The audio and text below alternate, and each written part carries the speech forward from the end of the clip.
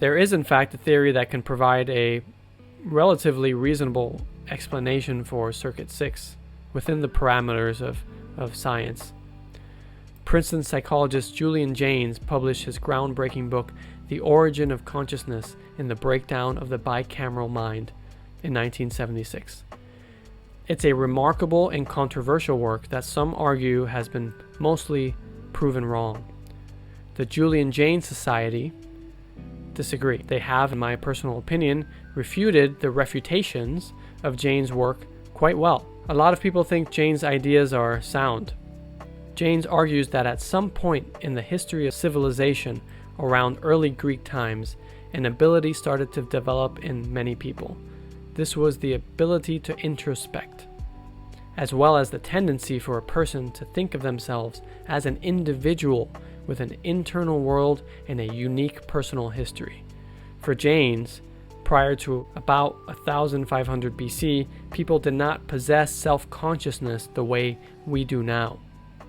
He argued that people did not have the sense of introspection and identity that we have now. The Circuit 3 story of me that we all take for granted wasn't activated in most people. Their motivation for acting in the world wasn't a story of me in their mind, or a sense of personal history, or a potential future for themselves and others. Instead, they lived their lives with what Jaynes called a bicameral mind. The motivation for action in the world was obeying auditory hallucinations like those of modern-day schizophrenics, and some of the examples I discussed earlier in this section. People back then, according to Jaynes, based their actions on what the voices would tell them to do. And these voices had the authority of divinity, which is an experience that modern-day schizophrenics are very familiar with. So a child back then would have a helpful imaginary friend who would grow up with them, eventually turning into their own personal gods. These personal gods ordered people to act, often through these hallucinations or sometimes through priests or kings. Jaynes' theory was that the hallucinatory voices were often of those who died recently, especially people who had social authority, like recently deceased kings or priests. For Jaynes, this was the basis of divine king worship that was prevalent in the world at the time. Now, this could sound pretty ridiculous. How could people who achieved amazing things like the Sumerian civilization and the early Egyptian empires do so without self-consciousness?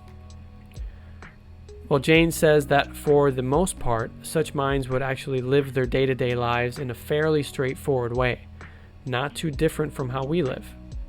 They react to their environment, they problem solve through the day, but when something unexpected happened, something stressful, instead of experiencing a period of introspection, self-reflective thoughts, and deliberation like we do, the person would simply receive a command hallucination instructing them on how to act, and they obeyed because these hallucinations seemed divine and powerful. Sometime around 1500 BC, Jaynes said, cities started becoming so large and diverse that introspection, individual identity, and the story of me became essential tools for navigating social structures. For a long period of time, some people would still hear voices, and they were appreciated. These were the prophets, the oracles, the inspired poets of antiquity. But over time, that trait became less valuable, and thus less and less appreciated by most people. There is actually some real science behind Jaynes' ideas. Here's a diagram of the brain. As you can see, there is a left hemisphere and a right hemisphere. This is called brain lateralization. Generally speaking, the right hemisphere is responsible for the motor and visual functions of the left side of the body, and the left hemisphere of the brain is responsible for the motor and visual functions of the right side of the body. There are also specialized areas in each hemisphere that oversee specific functions in the body. There are many misconceptions about brain lateralization. There's a popular idea that the left hemisphere is only responsible for processing logic, facts, speech, and rational thinking, and that the right hemisphere is only responsible for processing creativity, music, art, and abstract thinking. There's a common misconception that some people are left-brained and some people are right-brained. This is not a black and white matter, it's a gray matter. Yet, there is undoubtedly some hemisphere specialization. It's just important to note that hemispheres do work together, and the way they work together can function different in different people. For example, language and speech processing areas in the brain are confined to the left hemisphere for 90% of the population that is right-handed, and most of the population on the globe is right-handed. But language and speech processing areas is much more bilateral, or even right-lateralized in approximately 50% of left-handers. The two hemispheres are connected by bundles of fibers called commissures, of which the larger is the corpus callosum. This is an image of the corpus callosum. Information from each hemisphere is transferred to the other so that there can be coordination between the two hemispheres. When this is cut, and it has been in experiments, which is gross, the left brain and the right brain were observed to operate very independently. They even seemed to react to each other as if they were two partners in one body. It was observed that the right hemisphere can elicit behaviors without the left hemisphere being aware.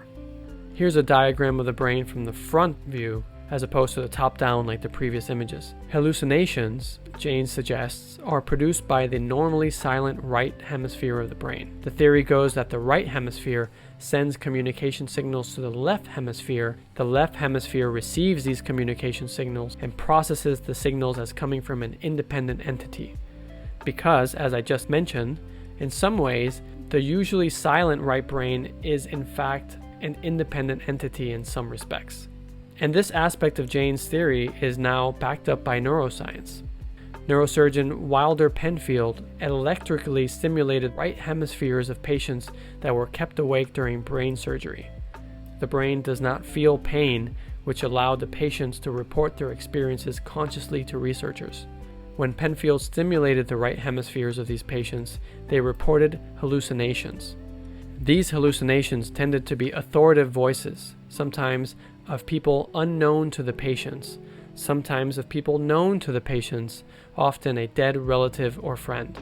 The hallucinations were consistently understood to be someone other than the patient. The voices could criticize, advise, or command the patient. Sometimes voices were accompanied by music, chanting, or singing. Other studies have shown that brainwave recordings of schizophrenics showed that there is a lot more right hemisphere activity than in non-schizophrenics. In 1999, research showed that the right hemispheres of schizophrenics would increase glucose use during hallucinations. And lastly, there is evidence from an autopsy study of a small number of long-term schizophrenics showing that their corpus callosum was significantly thicker than in normal people, suggesting that the left hemisphere of these schizophrenics had access to more right hemisphere signals than in non-schizophrenics. All of that scientific evidence provides some backing to the fundamental workings of Jaynes' theory. This is a photo of him holding a brain, by the way, or a model of a brain. He thought that schizophrenics were individuals who were operating with a brain operating system that is not appropriate for modern society. It was the previous operating system used by our ancient ancestors. For Jaynes, the origin of religion, philosophy, and artistic inspiration lies in a form of communication from the right hemisphere to the left hemisphere of the brain, a form of communication that is not fully appreciated by modern-day society. Hallucinations, inspiration, creativity, as well as religious and mystical experiences are most probably produced in the silent speech areas of the right hemisphere of the brain. These signals are then sent over to the left hemisphere, and the left hemisphere translates these signals according to Circuit 3 maps of the world. These are maps that we've learned throughout our life. This is why the same kind of experience can be understood in such radically different ways by different people. For Terence McKenna, it's a hyperdimensional machine elf. For Whitley Strieber, it's a gray alien. For the Irish, it's a fairy or a giant magical rabbit. And consider Paul McCartney, who I've mentioned a few times already. He's left-handed. Could it be that his right brain and left brain are communicating in a way unique from most modern-day people? Is this why he's created some of the most notable music in the past century? According to the Jaynes Society, some researchers speculate that Jung's concept of the unconscious may be equated with the right hemisphere. Jaynes said, quote, "The gods were organizations of the central nervous system and can be regarded as persons," end quote. It is plausible to suppose that archetypes are like the file format that the right brain uses to send these unique communication signals to the left brain. This would provide a scientific basis for how the archetypes are inherited from person to person. They're pre-installed in our right hemisphere like operating software. This would also provide a scientific basis for the collective unconscious. We all have the same or incredibly similar right hemisphere operating software. So even though our left brain programming is unique, the right brain programming is pretty standard throughout the species. I find this to be quite compelling, and it satisfies my Circuit 3 need to have some notion of a scientific or relatively rational, respectable theory about all of these strange experiences that people have with extrasensory intelligences. But none of this negates the first-person experience of the archetypes. Think of it this way. You can be given a set of instructions on how to bake a cake. You can learn all about the chemical reactions that transform the ingredients into a cake. But the taste of your favorite cake is a subjective first-person experience. In the same way, the archetypes cannot be simply explained away by neuroscience. Because if you happen to come in contact with the representations firsthand, there is no doubting from a subjective first-person point of view that you're interacting with something that doesn't fit into our modern-day consensus view of the world. And that's what we're going to cover next. By the way, this is a painting of Jung encountering archetypal entities in the unconscious.